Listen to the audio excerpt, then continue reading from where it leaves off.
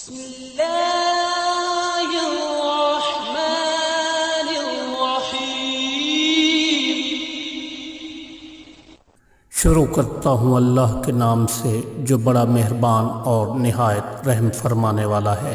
حدیث قدسی ہے کہ حضور اکرم صلی اللہ علیہ وآلہ وسلم نے فرمایا، ایک شخص کا انتقال ہوا، قبر میں اس سے سوال ہوا کہ کیا تمہارے پاس کوئی نیکی ہے؟ اس شخص نے کہا کہ اور تو کچھ میرے نامہ اعمال میں نہیں ہے، لیکن ایک بات ہے کہ میں جب لوگوں کے ساتھ خرید و فروخت کرتا تھا اور جب کسی شخص پر میرا قرض ہوتا تو میں مالداروں کو مہلت دیا کرتا تھا اور تنگ دستوں کے قرض معاف کر دیا کرتا تھا۔ اللہ پاک اس شخص کی اس بات پر فرمائیں گے کہ تو مجھ سے زیادہ رحم دل ہے، اور اسی بات پر اس کی بخشش ہو جائے گی۔ حضور اکرم صلی اللہ علیہ وآلہ وسلم نے فرمایا، چار چیزیں آپ کو ختم کر دیتی ہیں: پریشانی، غم، بھوک اور دیر سے سونا۔ حضرت محمد صلی اللہ علیہ وآلہ وسلم نے فرمایا، چار چیزیں بد نصیبی کی پہچان ہیں: آنکھوں کا خشک ہونا، یعنی اللہ کے خوف سے کسی بھی وقت آنسو نہ ٹپکیں; دل کا سخت ہونا، یعنی کسی کے لیے یا آخرت کے لیے دل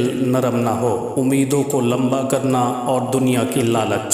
حضرت ابوبکر صدیق رضی اللہ تعالیٰ عنہ نے فرمایا، کسی کو دکھ دینے والا کبھی خوش نہیں رہ سکتا۔ حضرت عمر فاروق رضی اللہ تعالیٰ عنہ نے فرمایا کہ کسی کی بے بسی پر مت ہنسو، کل یہ وقت تم پر بھی آ سکتا ہے۔ حضرت عثمان غنی رضی اللہ تعالیٰ عنہ نے فرمایا، تمہاری وجہ سے کسی کی آنکھ پر نم نہ ہو، کیونکہ تمہیں اس کے ہر آنسو کا قرض چکانا ہوگا۔ حضرت علی رضی اللہ تعالیٰ عنہ شیر خدا نے فرمایا کہ مظلوم اور نمازی کی بد دعا سے بچو۔ حضرت حسن بصری رضی اللہ تعالیٰ عنہ نے بلند آواز میں فرمایا کہ لوگوں، اللہ تعالیٰ کا دروازہ کھٹکھٹاتے رہو، دروازہ ضرور کھلتا ہے۔ ایک بڑھیا نے سنا تو وہ بولی کہ اے حسن، کیا یہ دروازہ بند بھی ہوتا ہے؟ حسن بصری رضی اللہ تعالیٰ عنہ یہ سن کر غش کھا کر گر پڑے اور فرمایا، اے اللہ، یہ بڑھیا مجھ سے زیادہ تجھے جانتی ہے۔ اللہ تعالیٰ جب بہترین سے نوازتا ہے تو پہلے بدترین سے گزارتا ہے۔